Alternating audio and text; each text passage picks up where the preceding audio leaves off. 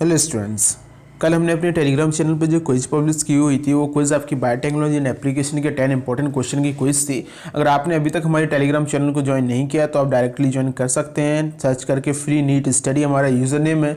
साथ ही साथ यही यूज़र नेम का पूरा लिंक जो है आपको हमारे कॉमेंट सेक्शन में मिल जाएगा, तो आप लोग जरूर ज्वाइन कीजिएगा। जो पहला क्वेश्चन है वो पहला क्वेश्चन यहाँ पर दिया गया है कि जेनेटिकली इंजीनियर जो बैक्टीरिया है वो किसके कॉमर्शियल प्रोडक्शन में हम उसका यूज़ यहाँ पे करते हैं।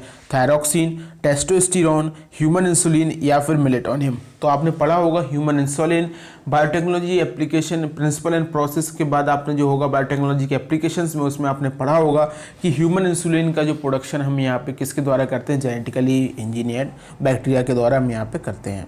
नेक्स्ट क्वेश्चन है important objective of biotechnology in agricultural section. तो एग्रीकल्चर सेक्शन के लिए आपने बायोटेक्नोलॉजी के देखिए 5 इंपॉर्टेंट एप्लीकेशन पढ़े होंगे।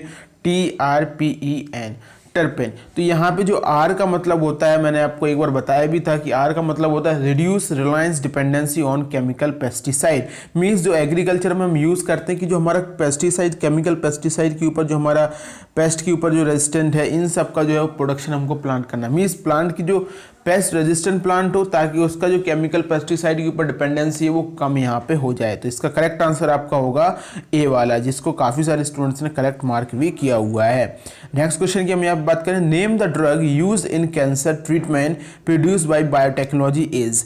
कैंसर ट्रीटमेंट के लिए इनमें से कौन सा ड्रग यूज होता है? तो आप लोगों ने ह्यूमन हेल्थ एंड डिसीज में पढ़ा होगा इंटरफेरॉन के बारे में। इंटरफेरॉन क्या होता है कि वायरल इन्फेक्टेड सेल एक ऐसा सब्सटेंस सिक्रीट करती हैं जो कि दूसरे सेल को वार्न कर देता है और दूसरी सेल उससे प्रिपेयर यहाँ पे होने लगती हैं। आप लोगों ने पढ़ा होगा कैंसरस में सेल के लिए अल्फा इंटरफेरॉन जो होता है वो यूजफुल होता है। तो उसी का फॉर्मेशन यहाँ पे हम क्या करते हैं, जेनेटिकली इंजीनियर से करते हैं। जिससे होगा कि हम उसको जैसे किसी को कैंसर का सिम्टम्स हो उसको उसके अंदर दिए जब ट्रीटमेंट के टाइम पे, तो जो दूसरी अनअफेक्टेड सेल है वो अनअफेक्टेड सेल यहाँ से जागरूक हो जाएंगी कि भैया यहाँ पे ये बीमारी फैल गई है, वो खुद को यहाँ से बचाने की कोशिश में लग जाएंगी। नेक्स्ट क्वेश्चन की बात करेंगे। यहाँ पे नेक्स्ट क्वेश्चन है, द क्वेश्चन है the prerequisites for biotechnological production of antibiotic is. तो एंटीबायोटिक के प्रोडक्शन के लिए क्या है कि आप बात कर सकते हैं कि आपको रिक्वायरमेंट पड़ सकती है। तो यहाँ पे देखो सबसे पहला to search of the antibiotic producing micro organism. सही बात है कि आपको जिससे एंटीबायोटिक प्रोड्यूस हो रही है उस माइक्रो ऑर्गेनिज्म को आपको ढूंढना पड़ेगा। उस माइक्रो ऑर्गेनिज्म से आपको एंटीबायोटिक जीन निकालनी पड़ेगी और उस एंटीबायोटिक जीन को फिर आपको किसी प्लाज्मिड में डाल के उसको होस्ट में आगे चल के ट्रांसफर करना पड़ेगा। 6 स्टेप की बायोटेक्नोलॉजी के प्रिंसिपल आपने पढ़े होंगे कि सबसे पहले identification of the gene, identification of the gene के बाद उसको हमने कटिंग करना है। कटिंग करने के बाद फिर हमको उसको वेक्टर में लगाना है, वेक्टर मींस प्लाज्मिड में।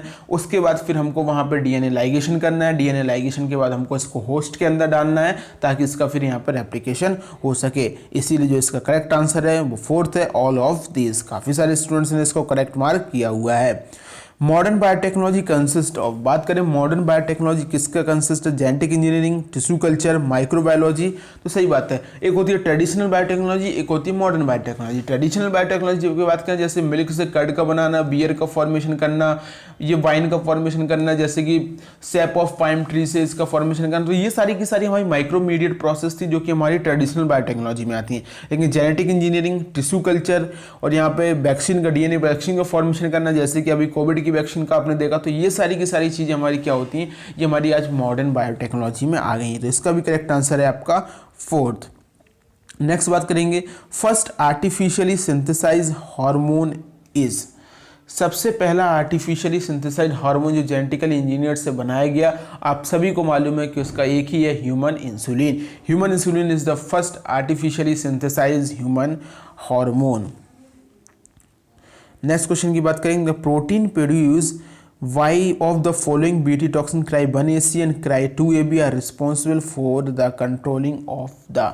cry1ac और cry2ab आपका कॉटन वॉलवॉर्म के लिए होता है और cry1ab की बात करें तो वो आपका कॉर्न बोरर के लिए यहाँ पे होता है। ये आपने पढ़ा होगा, ये आपको बिल्कुल सभी लोगों को बिल्कुल इजी सा क्वेश्चन था, क्योंकि मैं इस क्वेश्चन में केवल डायरेक्टली एनसीईआरटी के लाइन से बेस्ड क्वेश्चन डाल रहा हूँ, क्योंकि आपको मालूम है कि नीट 2020 में हमने देखा कैसे एनसीईआरटी बेस्ड क्वेश्चन ही आए हैं। तो इसका भी करेक्ट आंसर आपका यहाँ पे हो जाता है 1st। नेक्स्ट क्वेश्चन की स्टूडेंट्स बात करेंगे, a transgenic rice has been developed to increase the content of transgenic rice, आपको जिसको गोल्डन राइस कहते हैं, उसमें कौन से विटामिन का नंबर ज़्यादा था? Vitamin A, vitamin B1, vitamin C या फिर विटामिन डी? तो इसका यहाँ पे हो जाता है vitamin A, golden rice is vitamin A. Next students question आएगा आप लोगों के सामने,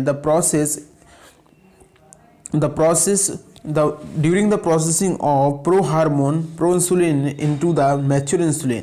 सही बात, ये क्वेश्चन काफ़ी इंपॉर्टेंट है। एक बार आप लोगों को नीट में काफ़ी बार ये क्वेश्चन देखा जा चुका है कि प्रो इंसुलिन से जब हम मैच्योर इंसुलिन बनाते हैं तो उनमें कौन सी प्रोसेस करते हैं। जब हम प्रो इंसुलिन से मैच्योर इंसुलिन बना रहे होते हैं तो उसमें जो सी पॉलीपेप्टाइड होता है, उस सी पॉलीपेप्टाइड को हमको प्रो इंसुलिन से रिमूव करना होता है। तो यहाँ पे पहला ऑप्शन है सी पेप्टाइड इज एडेड, ये गलत हो गया। बी पेप्टाइड इज एडेड, वो पहले से ही रहता है। बी पेप्टाइड को हम रिमूव नहीं करते हैं, सी पेप्टाइड को रिमूव करना होता है, इसलिए इसका करेक्ट आंसर है आपका सेकंड। काफ़ी सारे स्टूडेंट्स ने ये क्वेश्चन यहाँ पे गलत मार्क किया। देखिए स्टूडेंट्स, आप लोग इसको याद रखिएगा कि तीनों की तीनों पॉलीपेप्टाइड चेन जो होती है वो इनिशियली यहाँ पे प्रेजेंट रहती हैं, ठीक है। लेकिन जब मैच्योर इंसुलिन का फॉर्मेशन होता है तो जो सी पॉलीपेप्टाइड है वो सी पॉलीपेप्टाइड को यहाँ पे रिमूव कर देते हैं। इस साल आपको नीट में इससे क्वेश्चन ये मिला होगा कि कैसे वो चेन आपस में लिंकिंग होती है, तो डाइसल्फाइड लिंकेज से वो यहाँ पे लिंक्ड होती है। तो इससे क्वेश्चन हमेशा पूछा जाता है, तो आपको ये क्वेश्चन आपको याद रखने पड़ेंगे, इसलिए मैं डायरेक्टली बोल रहा हूँ कि मैं एनसीईआरटी बेस्ड क्वेश्चन इसीलिए रख रहा हूँ।